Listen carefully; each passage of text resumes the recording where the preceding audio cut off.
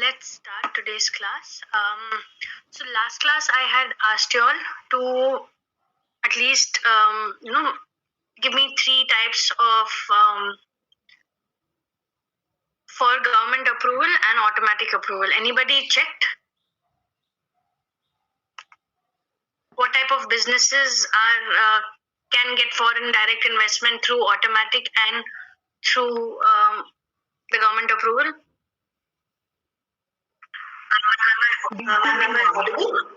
Yes. Automatic petroleum refining Okay. with a public sector undertaking, Okay. infrastructure company in the securities market, Okay. and medical devices. Okay. Anyone else? Ma'am,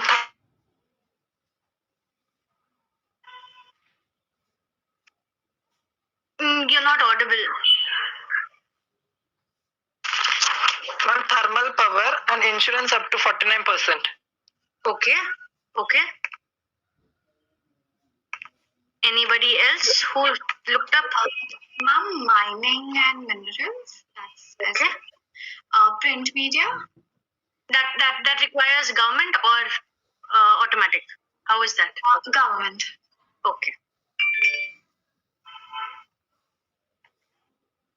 Kusuma, you have any points you wanted to speak? No, ma'am. So I wanted to say whatever Malini had said.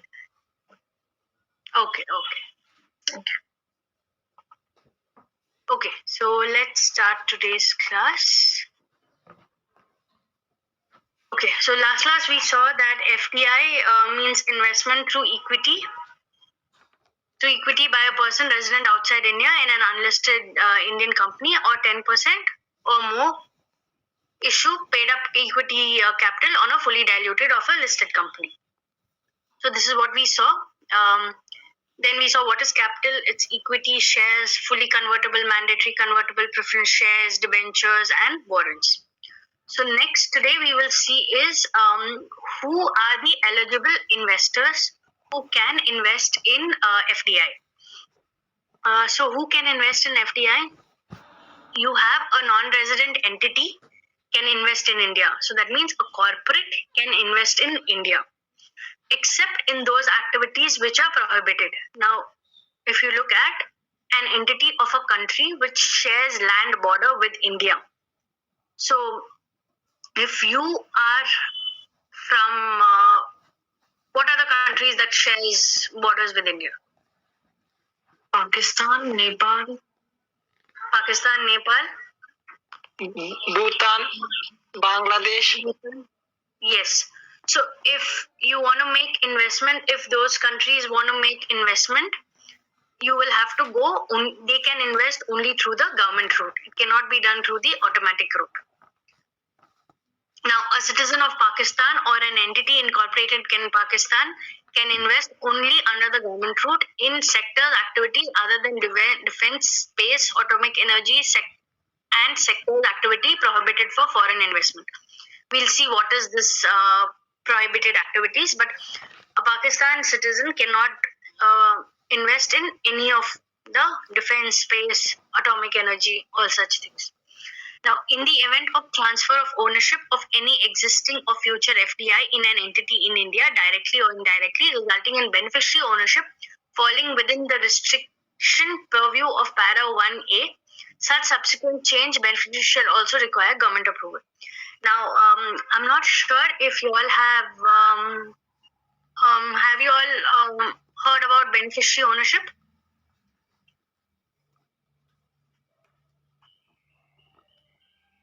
Beneficiary ownership, yes, no? Have you all heard about it? Yes. No, ma'am. Okay.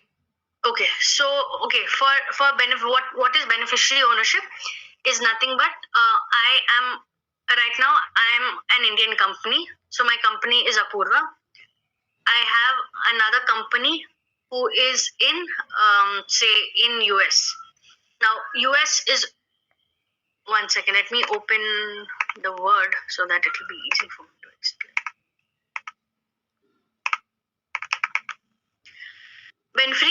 and the term beneficiary ownership usually comes in Companies Act. You have certain forms that is required to file under the Companies Act. So at that time, beneficiary ownership. Okay. So here you see Company A is Indian company. Okay.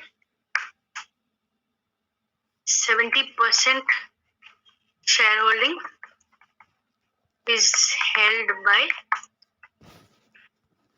foreign company B. Now, foreign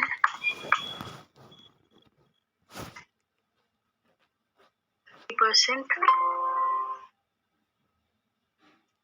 by resident shareholders.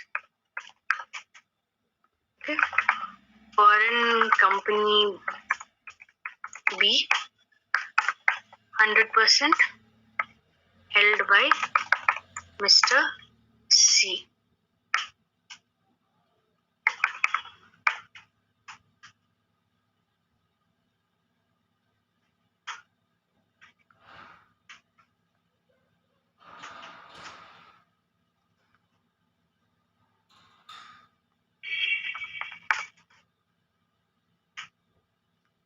Okay, so now I have written it for you all.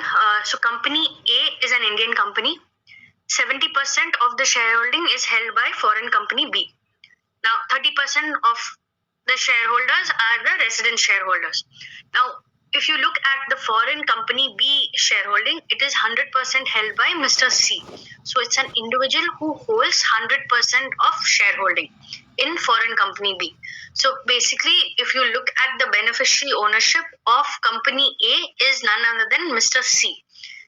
Now, what if is held by another entity? Now, what if this is held by company C and company C is 100%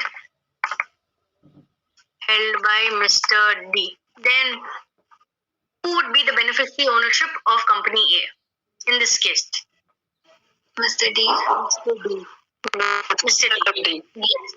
So how many ever steps you have, the end result of whoever holds the entire ownership of the company is known as a beneficiary ownership. Any doubts? Ma'am, so irrespective of whether Mr. D is an Indian resident or a foreign. Yes. So it doesn't have to be an Indian person. It can be a foreigner also.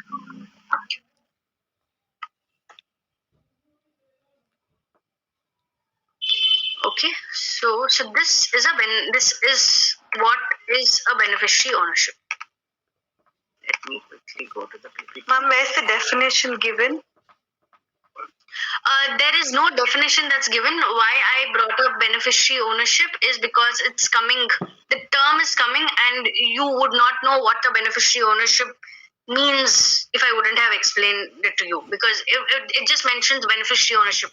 You will study the concept of beneficiary ownership in Companies Act because that's where it comes from. Okay.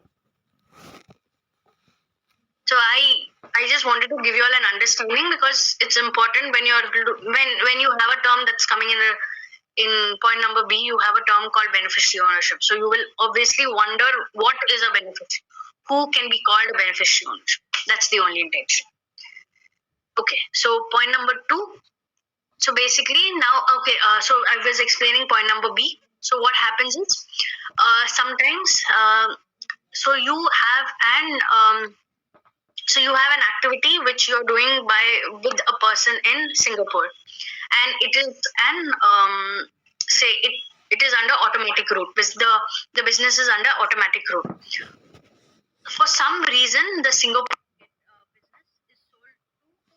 who is living in Pakistan, say a company who's living in Pakistan, or the end person who's buying it, say the beneficiary ownership is in Pakistan. then what happens in such cases also, if there's a transfer of business, you will have to take government approval before they make any further investments in India. So even before if it was an automatic route, if the ownership has been transferred to somebody in shares land borders with India, it will then any further investment coming in will have to come under the government route only. Any doubts? Ma'am, what if I own a company which deals with defense or other sort of materials, and the beneficiary ownership is with a person who is in Pakistan? So does the government allow such a case? See, this is only under the government route. It can only be done under the government route. Now, defense, space, atomic energy, those sectors are very what do you say? It's very high profile ones. So whenever the government also scrutinize the application and scrutinize the records, documents, the chances of it being rejected is very high.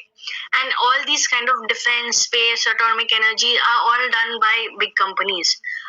It's all done by government companies itself. So everything is related to the government. The person who does investment in defense, space, they are all government agencies itself. Say your public sector companies. So again, this is just for our information that we cannot do it. But if you open a company and if you want to do something in defense, you will have to go under the government route itself. So overall, defense is government route. If you want to get investment from Pakistan, it is again, you will have to get the government permission, and they might not allow you. Okay, ma'am. Thank you. Okay. So that's for a non-resident entity. Now, an NRI resident in Nepal and Bhutan, as well as citizens of Nepal, Bhutan, are permitted to invest in the capital of Indian companies on repatriation basis. Now, I told you last time what is repatriation basis is any money you can send out to the foreign country is repatriation. So you can, if you're from Nepal and Bhutan, whatever money you are investing in capital of the Indian company, you can take it back to your country, Nepal and Bhutan, through normal you do not require approval. It will be done through normal banking channels. Now, your normal banking channels is nothing but your through your AD, that's your authorized dealer. Now, a company, trust, partnership firm incorporated outside India, owned and controlled by NRIs, can invest in India with a special dispensation as available to NRIs under the FDI policy. So you will basically have to follow all your requirements, all your FDI policy requirements, and then you can invest in India. Next, foreign FPIs and NRIs can invest straight to registered brokers in the capital of Indian companies on recognized stock exchange. Now, if you're an NRI, say if you're living in Dubai and you want to invest in shares of Infosys, can you do it? Yes, you can do it through a registered broker. Has anybody invested in shares? Yes, ma'am. Okay, so you know who's a banker, who's a broker, and the entire process. But once you all get into the CS field, you all should at least hold. I mean, if you're into the corporate side, you will. I mean, someone had told me, so I'm sharing that information. You will have to at least buy one set of shares to understand the entire process of how to open a demat account. What are the difficulties that you face, and once you hold the shares, you'll keep getting every year, you'll keep getting your annual report, your notices. So the entire process, you can view it as a shareholder. So that's something, that's like a learning thing that you all can do. A foreign venture capital investor, it's called an FVCI, may make investments in the manner and subject to the terms and conditions specified in Schedule 7 of the Foreign Exchange Management Non-Debt Instruments Rules 2019. Now, when we talk about venture capital, you all would have heard the terminology when venture capitals has, they have made investment in this, they've made investment in Swiggy, they've made investment in startups. So all that, they are venture capitalists. So they are foreign companies, they are investors, they can make investment into Indian companies, Indian startups, or Indian entities. An NRI or OCI may subscribe to national pension system governed and administered by the pension fund regulated and development authority, provided such subscriptions are made through the normal banking channels and the person is eligible to invest as per the provisions of PFRDA Act. The annuity accumulations will be repatriable. Have you all heard about NPS? Yes, ma'am. NPS is also allowed if you are a NRI. So if you're living abroad and if you want to invest in NPS, you can invest into NPS. NPS is nothing but it's a pension scheme like your provident fund, but this is something voluntary that you can put in every year a small amount, and at the end of 58 years, 60% of it will come back to you, and the rest of 40% will be given to you as pension. Any doubts so far? Anybody has any questions? Ma'am, if they are NRI or OCI, how exactly will the monthly pension after you are what's the age of So for them also it will be the age of 58, 58 or 60 for NPS, and it will go to it will go to the NRO and it'll go to the NRO account. Okay. So their NRO account, an account I have explained before. It's an account where all the Indian whatever you've earned in India can sit in that account. So any rent, any pension, everything will go to their account. On submission of proper documents, they can take it back to whichever country they resided. Okay.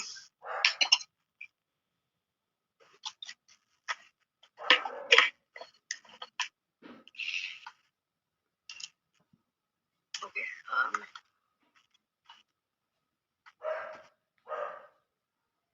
Okay.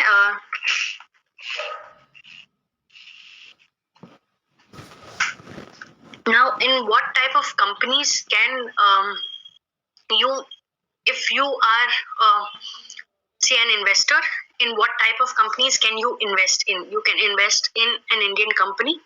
Indian company is nothing but your listed companies, unlisted companies, all of that. Any partnership firm, trusts, LLPs, investment vehicles, startup companies, and other entities. So you can invest in any of these entities. Now, an Indian company can issue capital against a foreign direct investment. So basically, your share your equity, your preference shares, your debentures, your warrants, you can issue to NRIs or any foreign direct investment. You can allow. Now, partnership firm proprietary concern. For an NRI can invest in the capital of a firm or proprietary concern in India on non-repatriation basis. Now, non-repatriation basis, what I said was the money should come from the NRO account, and whatever amount that has earned in India should remain in India. So that's one of the conditions that the government has said, that if you are investing in a partnership firm, whatever money comes, you cannot take it back to your country. So if it's say somebody from the US is investing in a partnership firm, it cannot be taken back. The money cannot be taken back to US. It needs to remain in India. Now that's the first one.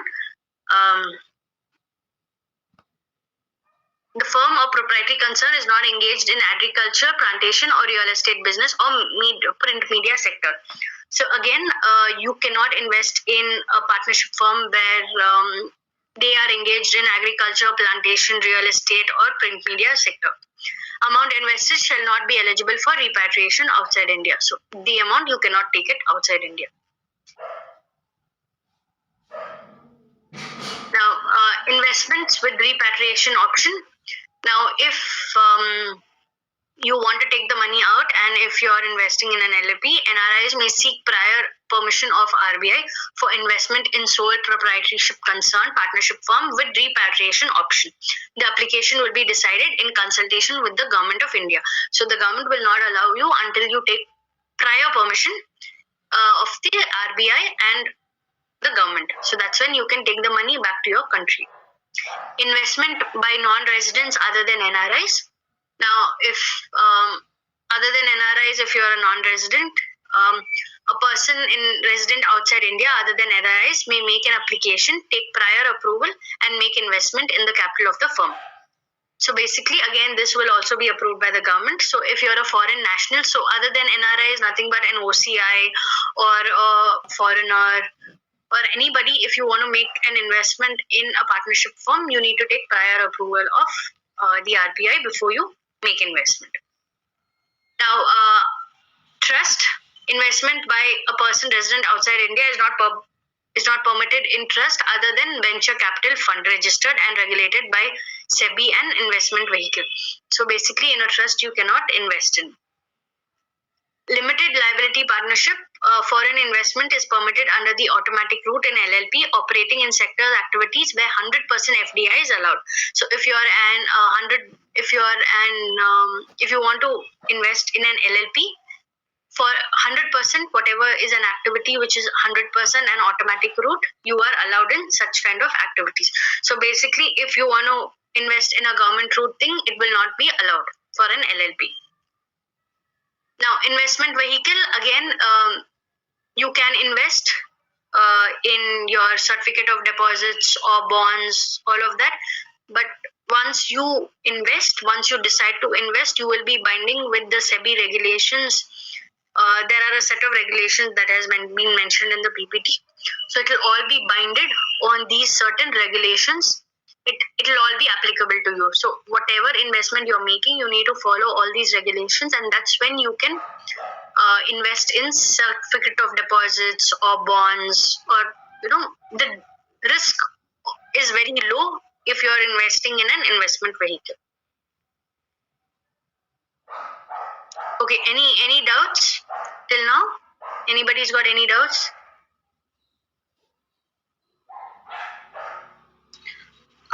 Mom, can you explain InvITs? How do they work? Which one? Investment, infrastructure investment trust.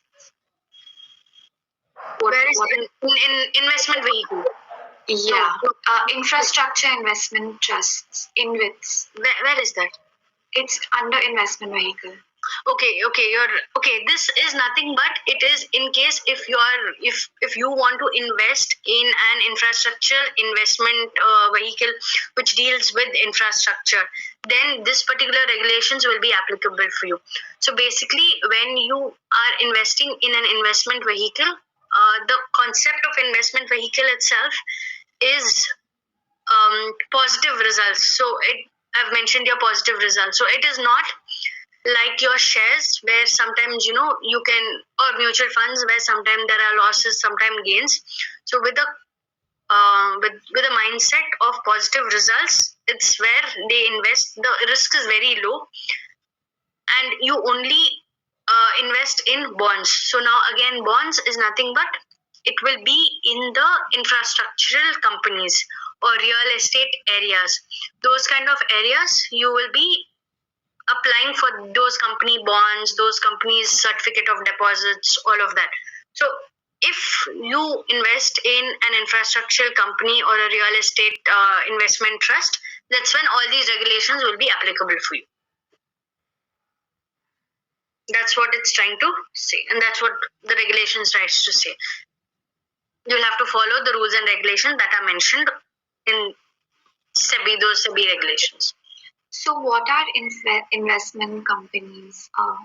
Infrastructure companies, so they are who again, like your what do you say, a company that makes your roads, your buildings, okay, does infrastructure for say the government, all of that.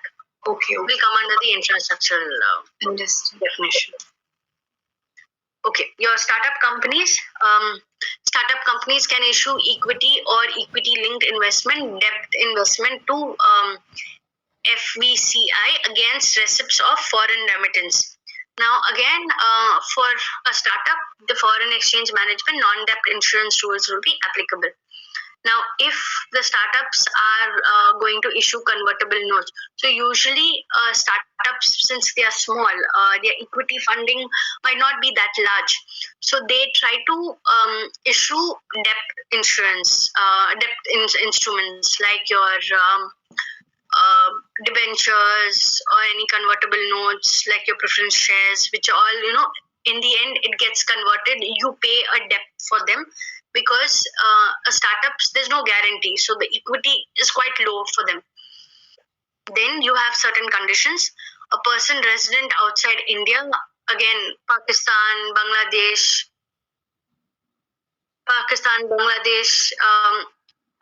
may purchase convertible notes issued other than Pakistan and Bangladesh. And if you're in any other country, may purchase convertible notes issued by the Indian startup company for an amount of 25 lakhs or more in a single tranche.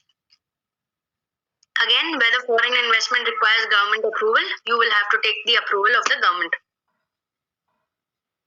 Again, for all the other, where the money comes in from the NRO account, all that is applicable to even startup companies as well. Okay, and other entities, FDI and resident entities other than those mentioned above is not permitted. So any other type of entities which is not mentioned in our list will not be allowed for foreign FDI purposes. Okay. Any questions till now?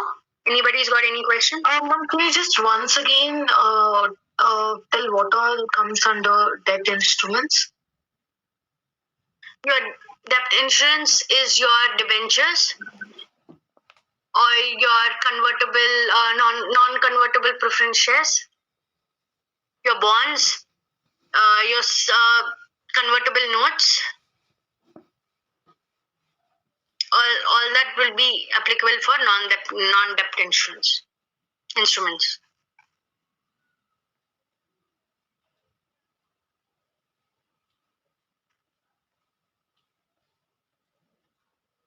Can we move ahead?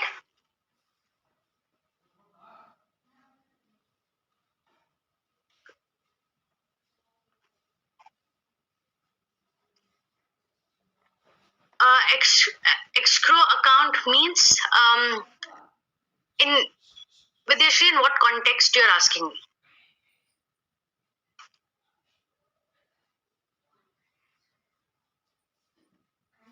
Is this line? This particular third point? Is it from the third point that you're asking me?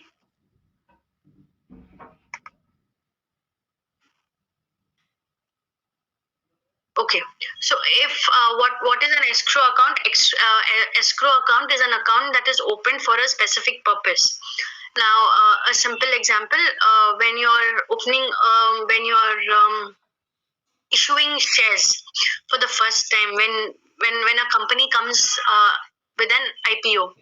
So when the company comes with an IPO, someone will pay the money and it will sit in an account. So it will not go directly to the company's account.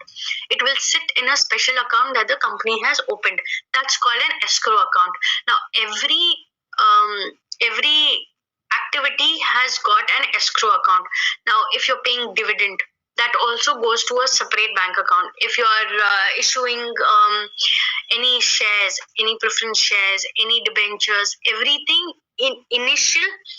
So you have, so in Companies Act, when you're studying, you will learn how you know how an IPO happens, how an FPO happens. So in all that process, in the beginning, upfront, you need to open a bank account and you need to put some money in it. So you need to tell the people that, see, I have put money in this particular account. So I am serious about this activity. I am serious about raising capital. And they open an account. So escrow account is nothing but it's an account that is opened especially for a particular purpose. Hope that clarifies.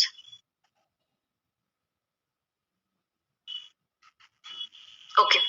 So next one is this you will not find it in your textbook. This is just for your just for knowledge sake. We will only be concentrating on FDIs for the textbook. Now, routes of investment on how you can invest is by FDI, that's foreign direct investment, by foreign investments, portfolio investment, venture capital investments, purchase of securities by non-resident investors, investments in your AIF, depository receipts, or all of that, and investments on non-repatriation basis. Now, in FDI,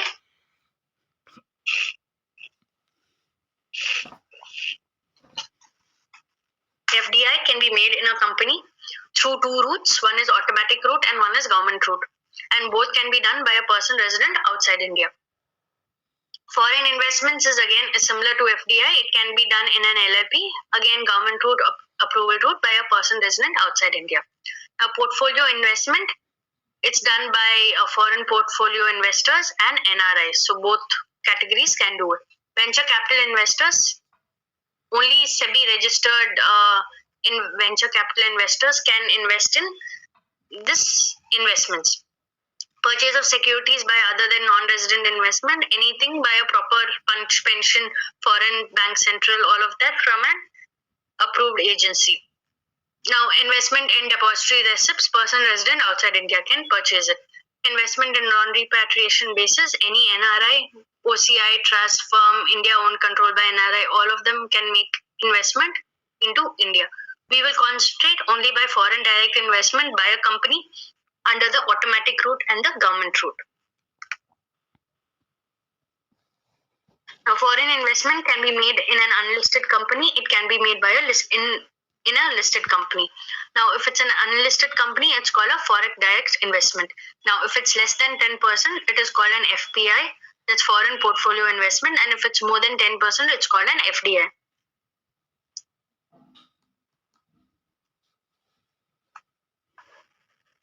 Any doubts before we start the government route and approval route? What is a foreign portfolio investment? So I'll tell you one second.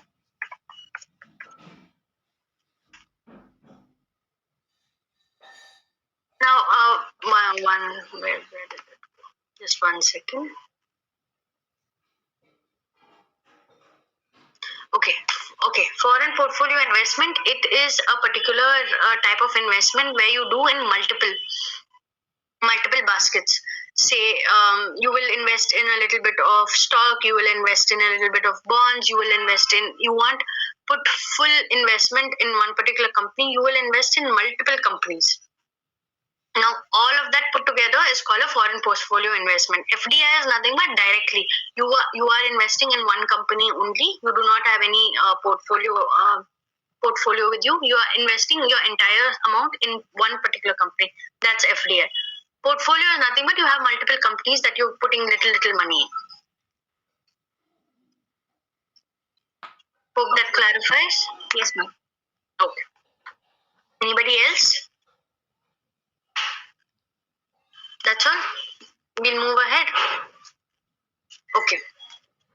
So, entry routes for FDI is automatic route and government route. Now, automatic route means an entry route through which an investment by a person resident outside India does not require prior approval of the Reserve Bank of India or the central government. A government route means an entry route in which investment is made by a person resident outside India, requires the permission from the government or the RBI to make investment in the particular business.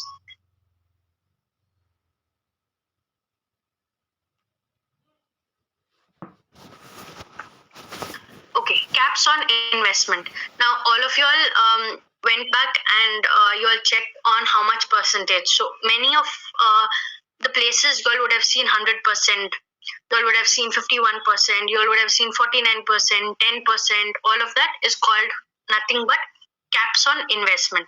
Now, those caps are nothing but how much percentage can you bring foreign direct investment into the country, in the company. So if it is 51%, that means 51% only you can bring foreign direct investment. So the rest of the 49% should be domestic investment. Now, entry condition on investment. Investment by non-resident can be permitted in the capital of a resident in certain sectors with certain conditions.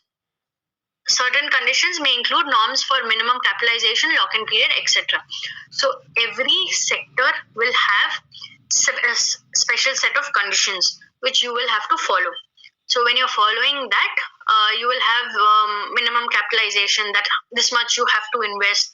You have to you cannot go out of investment for 3 years, 5 years, all of that. They have certain conditions that has been mentioned. 1 second.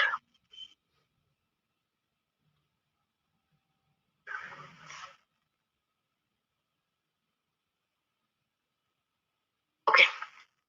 So now, conditions on investment besides entry conditions, the investment are required to comply with relevant sector laws. So if you're looking at to invest, you will have to look at various sectorial laws, like if it is something related to say mining, so you have mining laws. If it is pharmaceutical companies, if you're investing in pharmaceutical companies, you will have to follow that particular rules and regulations. You will have to follow RBI FMA, you will have to follow Companies Act, you will have to plus follow that particular sectorial laws. Now, if you're establishing a branch office, license office, all of that, you will be governed by the foreign exchange management laws. Okay, what is a downstream investment? Have you heard of downstream investment? Have you heard of downstream investment? No, ma'am. No, ma'am. Downstream investment is nothing but means investment made by an Indian entity which has total foreign investment in it, an investment vehicle in the capital instruments or the capital, as the case may be, of an Indian entity. It means indirect investment by an eligible Indian entity into another Indian company by the way of subscription of acquisition. So basically, in simple words, for downstream investment means indirect foreign investment by an eligible Indian entity into another Indian company by way of subscription or acquisition. So it's simple. So I am a company in India. There is another Indian company that has made investment in me and made investment in my company. Now you have another company that has made investment in the other Indian company. Now that's called a downstream investment. So at the end of the day, if you look, there is a foreign entity that holds your shares indirectly. Ma'am, could you explain it again? I'll explain it with examples. So it will help you to understand better. Now you have an Indian company Y. Okay, you have the middle one is Indian company Y. It has received foreign investment from non-resident investors. Foreign investors. I mentioned foreign investors. Company Y makes further investment into Indian company. So basically, company Y and company X are Indian companies. Okay? Company Y is also an Indian company. Company X is also an Indian company. Now, there is a foreign investor who has made investment in company Y. Now, you will have what downstream investment means for company X. It is nothing but total indirect investment in company X is what you are seeing as a downstream investment. So here, if you look at, if the foreign investor makes less than 50% in company Y and company Y makes 80% investment in company X, that means 0% since Y owned by resident Indian. That means 80% is held by resident Indians only. In first example, there is no foreign downstream investment for company X because foreign investor holds only less than 50%. If it's more than 50%, we'll look at it. But in this scenario, in the first scenario, there is no total indirect investment in company X. It is 0. Second example, you have foreign investors have invested greater than 50% in company Y and company Y 80% in company X. Now, because it's done 80% investment, total indirect investment in company X 80%, since company Y is not owned by resident foreign investment. So it is nothing but foreign investment is 80% in company X. Similarly, more than 50% company Y 100%, indirect investment is 100% because company Y holds 100% of the is holding 100% shares in company X. So hope this clarifies what is downstream investment in 3 scenarios.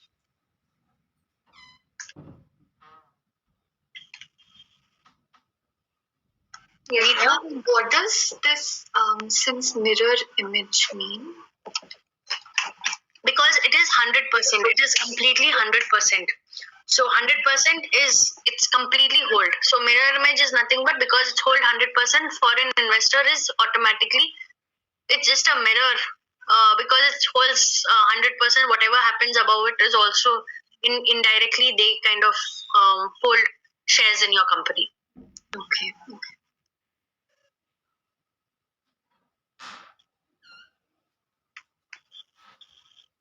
Okay, so this, okay. Now, competent authority means the concerned administrative ministry department empowered to grant government approval for foreign investors under extract of FDI policy FEMA rules. So FEMA rules are there. RBI will approve whether it's government, central government, and whatever RBI has to approve, RBI will approve.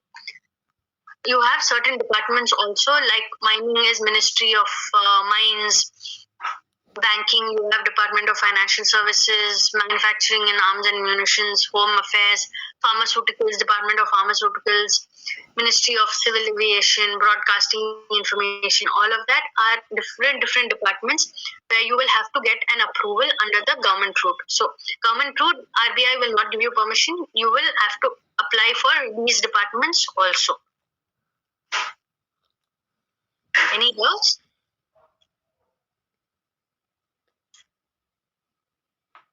Ma'am, is it completely no RBI approval or RBI approval plus government approval? RBI approval plus your government approval. You will have to take from both. As in, it's all subject to both the thing. But you, in the end of it, you will get a letter from the department, particular department, saying that you are allowed.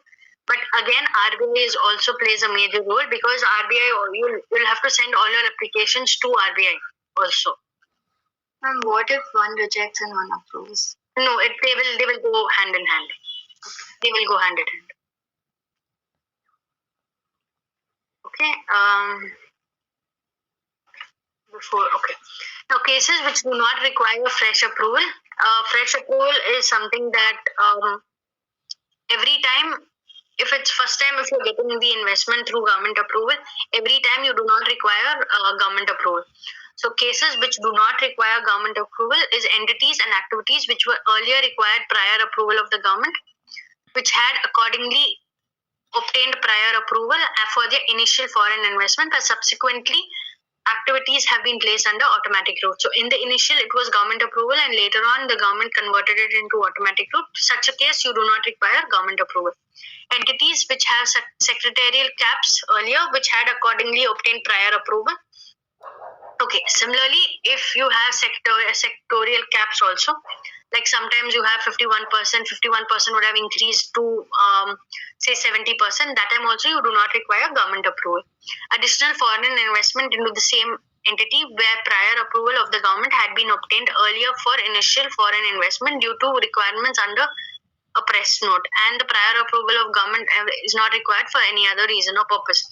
So you had initially it was required, but later on the government had mentioned that it's not required for this particular sector. So even if that case also, you do not have to take prior permission from the government.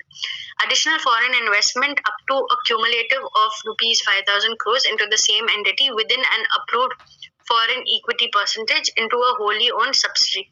Now, if you are doing it into a wholly owned subsidiary and amount is 5,000 crores into the same entity, you do not require the government approval, government route. Now, all your applications have to be made through an e-filing applications on the Foreign Investment Facilitation Portal, fifp.gov.in. That's the website where you have to make an application for your any approval that's required. Now, your FDI is prohibited in, you cannot get foreign direct investment in lottery business, gambling, including casinos, etc., chit funds, nidhi funds, trading in transferable development rights, real estate business or construction of farmhouses. Real estate business does not include township construction of residential, commercial, roads, bridges, all of that. It's not applicable. Manufacturers of cigars, different types of cigarettes, tobacco substitutes, all of that. Sectors not open to private sector investment, that's atomic energy, railway operations, it's not allowed. Now, foreign technology collaborations of any form, including licensing for franchise, trademark, brand name, management contract, is also prohibited for lottery, gaming, and betting activities. So you cannot get any foreign technology collaborations if you are into a business of where the franchise and the trademark, brand name management is into lottery business and gambling. Any queries?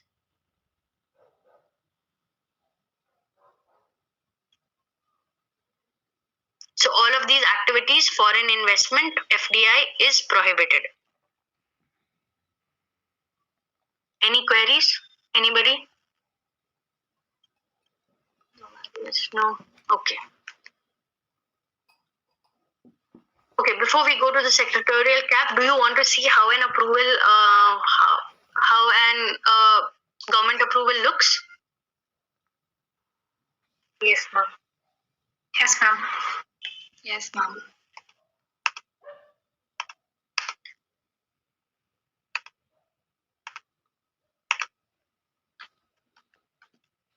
Okay, so this is for lifestyle. Okay, this is how an FIPB approval looks. That's your foreign investment. So this is the approval letter. We have got it from the Ministry of Industrial Policy. This was done in 1998. So approval for lifestyle for foreign investment was received in 1998, which is like a long time back. Now, this particular approval letter is given to Lifestyle International Limited. Now, Lifestyle International Limited is an NRI investment who has invested in the Indian entity. So that particular organization has got an approval letter saying you can invest in India. Now, there's a small story behind Lifestyle. So, Lifestyle, if you look at the secretarial caps, Lifestyle is a retail company. Now, retail company, it's only 51% is the secretarial caps. But if you look at this letter, it has been given for 100%. Repatriation about 100%. Now, you will ask me on how come retail, this particular sector has got, so Lifestyle is a multi-brand retail. So if it's a, one second, multi-brand retail, let me just confirm that.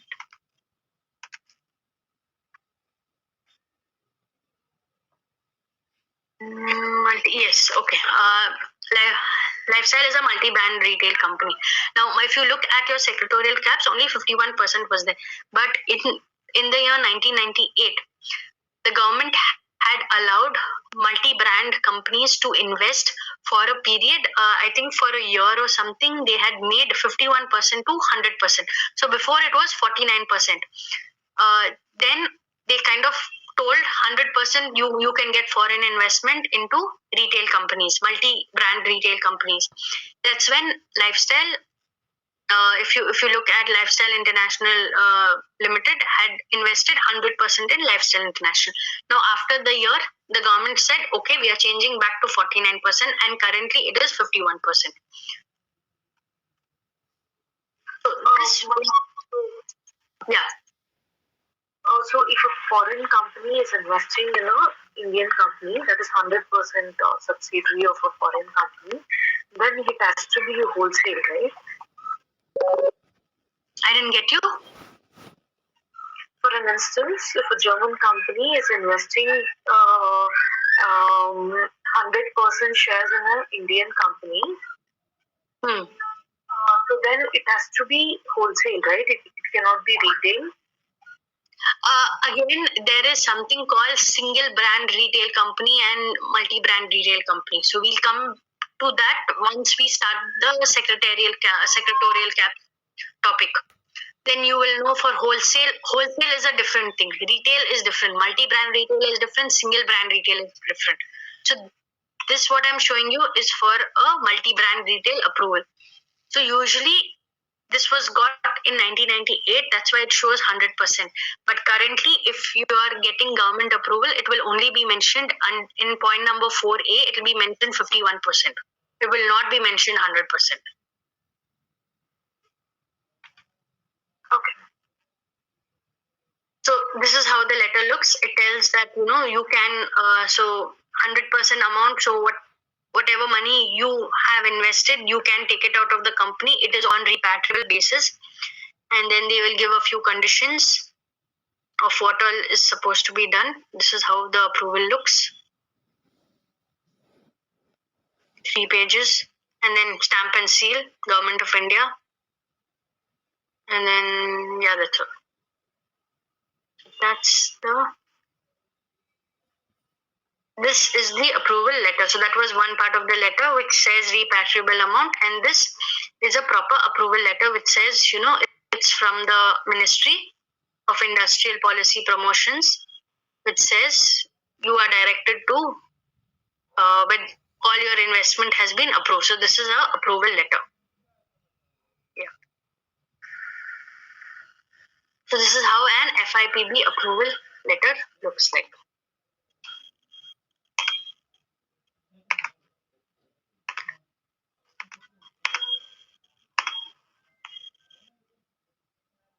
Okay, coming back to our secretarial caps. Let me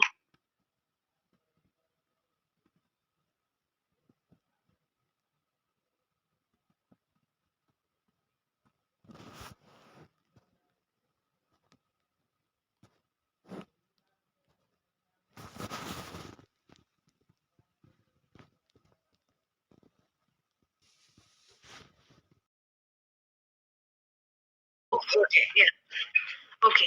So what I was saying is, so you have various sectorial caps. Say agricultural and animal husbandry, 100% automatic route. All of that is there. In your textbooks, I think new syllabus is page number. There is page number. Page number 86 onwards speaks about your sectorial caps with the terms and conditions which have been mentioned. Old syllabus is page number, let me tell you, 85 now. Page number 85. Okay, page number 85 is for old syllabus and 86 is for new syllabus. Now, in the question papers, I've really not come across any questions regarding what are the terms and conditions, but you all can just go through once on what are the terms and conditions. Let's, for a simple example for your case studies, let's look at some important sectorial caps. Now, cash and carry wholesale trading. When we talk about cash and carry wholesale trading, which is the one company that comes into your mind? Cash and carry business. Which company? Metro. So Metro is one cash and carry business where 100% of sectorial cap is foreign investment is allowed under automatic route. So I was just saying about this, Undima. I work for Metro Cash and Carry. So we were 100% subsidiary of Metro AG, German company. So now recently it has been taken over by Reliance Group. Correct. So you're still working in Metro, Kusuma? Yes, ma'am, I'm in legal department. Okay, so there are many people from Metro who joined Lifestyle from the finance team. Acha. Okay. So you are in the CS department or legal department? Legal and compliance. Okay, so there's a lady called Mukambika who's joined. Mukambika, she was She is Metro. Yeah, she joined our team. And then from the finance team, I think at least 3-4 people have joined from Metro. Okay. Yeah, Mukambika, I know. Not aware of other. Yeah. There's Archana, there is other finance people also have joined Metro. So there are a lot of Metro people in lifestyle. So again, cash and carry 100% Metro. So 100% of sectorial cap is allowed. Then your e-commerce business is nothing but your Flipkart, your something to know about an e-commerce business is this is just for your knowledge. All these single brand product companies or your multi-brand, especially multi-brand product companies, they are not allowed to do e-commerce business. Now your say your Flipkart, your Amazon. I'm not sure if you all were aware of. There was a case where Amazon was selling their own products, and then the government had asked, "How can you sell your own products on your own marketplace?" I'm not sure if you all are aware of that case that happened recently, some years back. Have you all heard about it? That Amazon has violated foreign direct investment. Okay, so there was Amazon, Flipkart, that all of them they are all e-commerce businesses.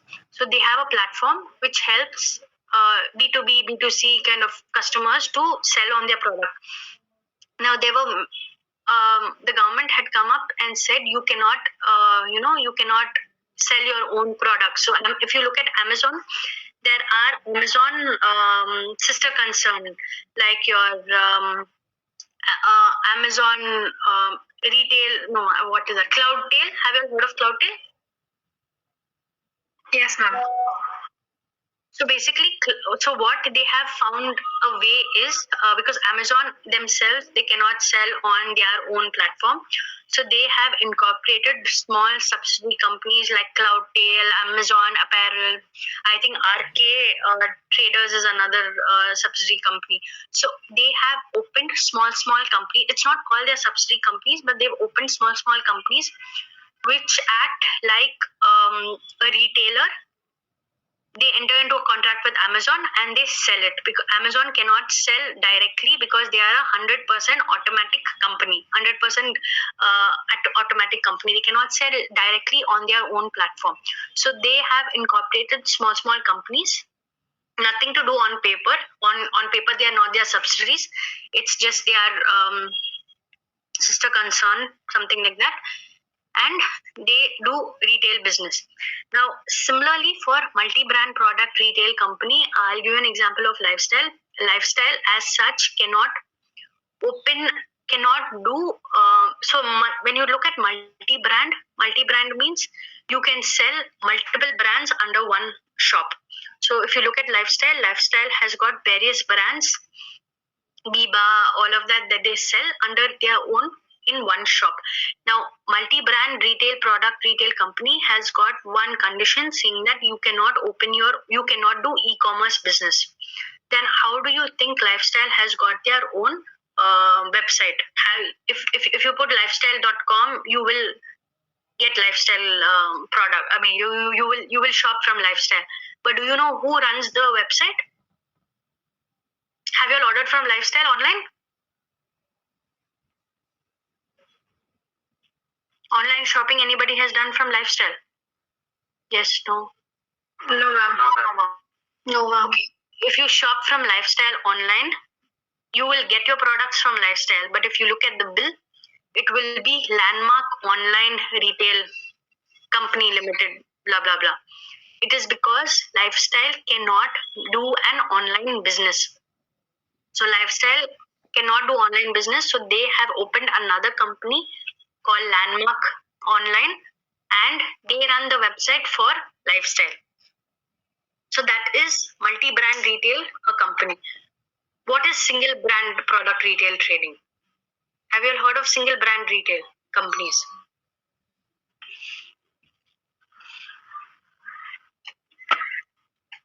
Vessel, Which company is the single brand?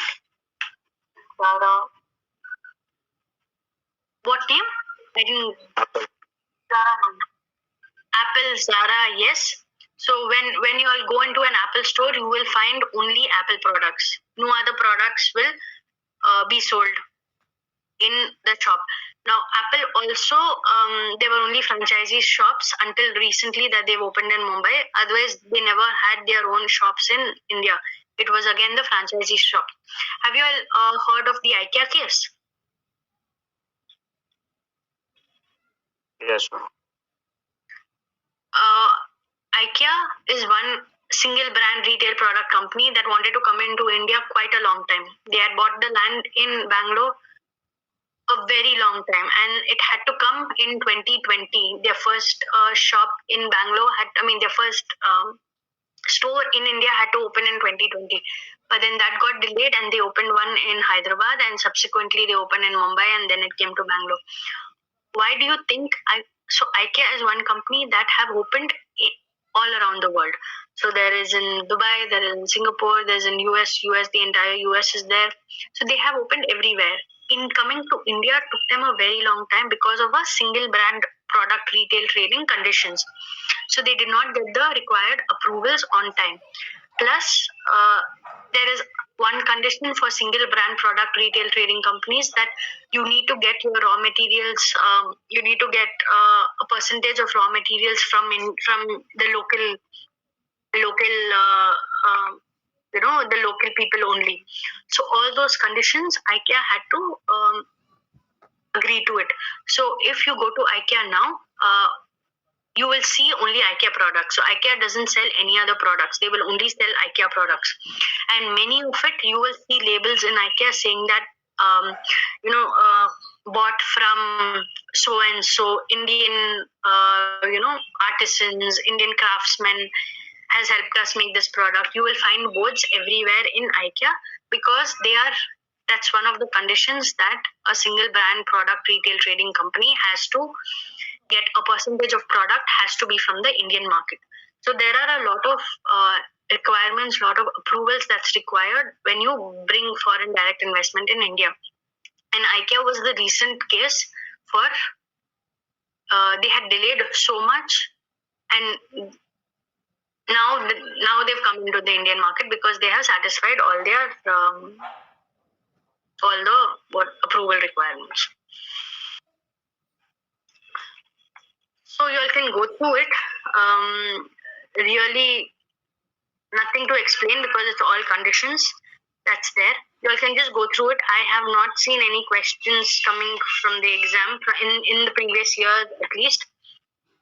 So, but you should just know that, secretarial cap is how much all of that is required. Just have that knowledge. Can we move ahead, or you all have any queries?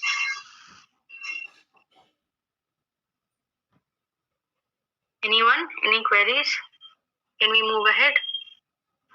Yes, ma'am.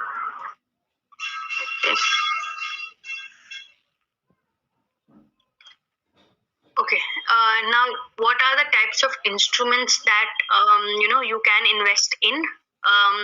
So we saw what are the secretarial where all you can invest.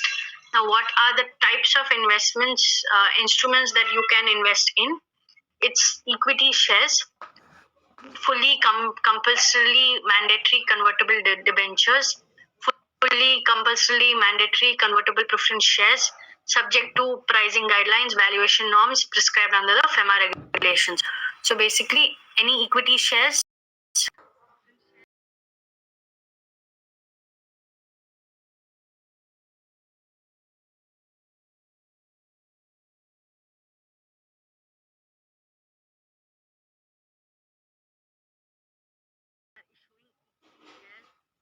preference shares or debentures, the price will be issued, will be calculated at that particular time.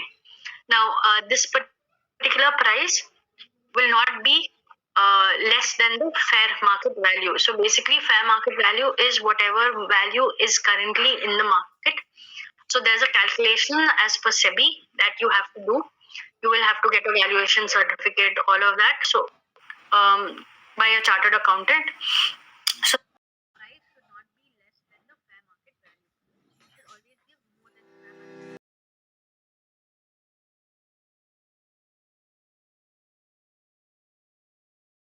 The date of allotment, 1 year you cannot sell the shares. You should hold the shares for a minimum period of 1 year. That's called a lock-in period. After the lock-in period and subject to FDI policy provisions, if any, the non-resident investor exercising option right shall be eligible to exit without any assured return. So basically, if you want to exit, you need to hold the 1 year lock-in period, and after that, if you want to exit, then you will be eligible to exit, but you will have to exit at the pricing and guidelines issued by FEMA from time to time. So every time they keep changing it, so you will have to see what is the latest pricing guidelines, and through that you can exit your route. Now, other types of debentures, preference shares, non-convertible, optional convertible, partially convertible, have funds which have been received on or after May 21st are considered as debt. So if you are investing in other types of preference shares and debentures, they are considered as debt instruments. So first one is equity shares, debentures, and preference shares. Second one is other types of preference shares are considered as debt. So basically, they will be considered as debt instruments. The inward remittance received by an Indian company via DRs and FCCBs are treated as FDI and counted towards FDI. Now, what is DRs? Anybody? What is DRs?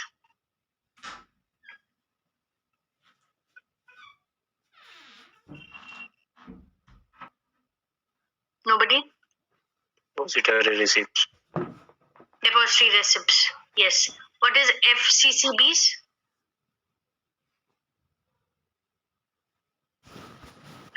Foreign currency convertible bonds. Foreign currency bonds. Yes.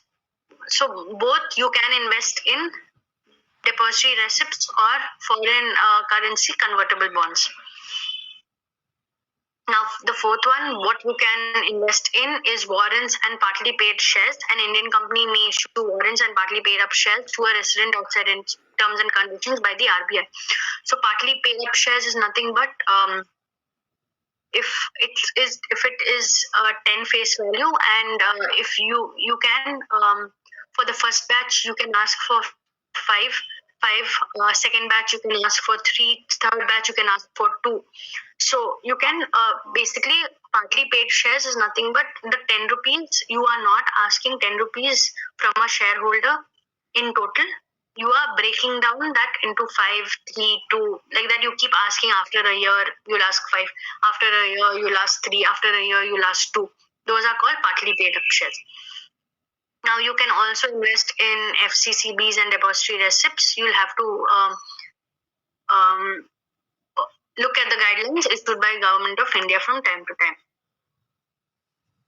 Now there is a two-way fungibility scheme.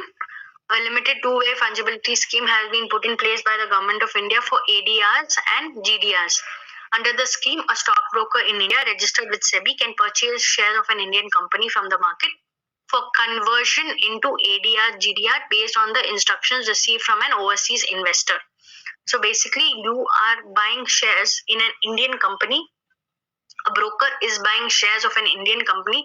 He then converts it into an ADR and GDR. What is an ADR, GDR? Anybody? GDR is Global Depository Receipt. ADR? ADR is American Depository Receipts. Yes, correct.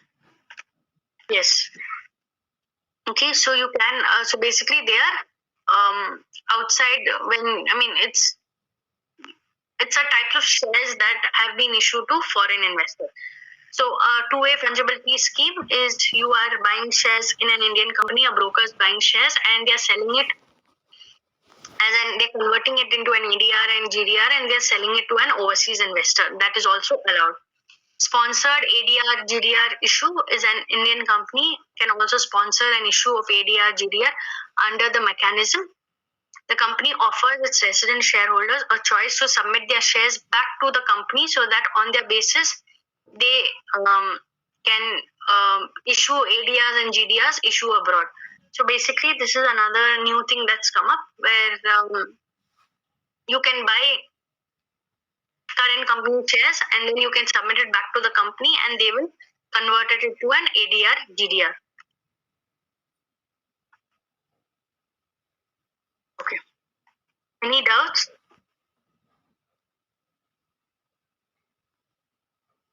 Anybody's got any doubts? What exactly is fungibility? So this is a particular scheme where this is something new that's come up quite recently. So when you look at the meaning of fungibility, it is nothing but replacement. So you are and you can't so a stockbroker, so if you want to directly invest in shares, you can invest in shares, but you have a particular scheme which allows you can contact a broker in India, you can ask them to buy shares of Infosys or Wipro, and then he will convert it into ADRs, GDRs, which an overseas investor can invest easily. If you have to invest in India, you have certain rules and regulations that you need a broking account, you need a banking account, you need this, you need to follow, you need an NRO, NRE account, all of that you need to do.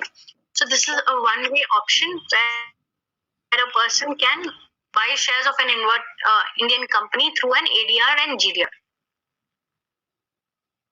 Okay.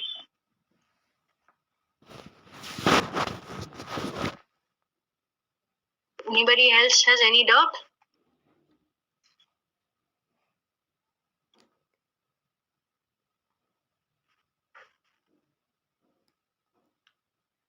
Okay, next class we will look at the other portion of it. You all can go through the sectorial caps, read the terms and conditions under each section that's there in your textbook. If you have any doubt,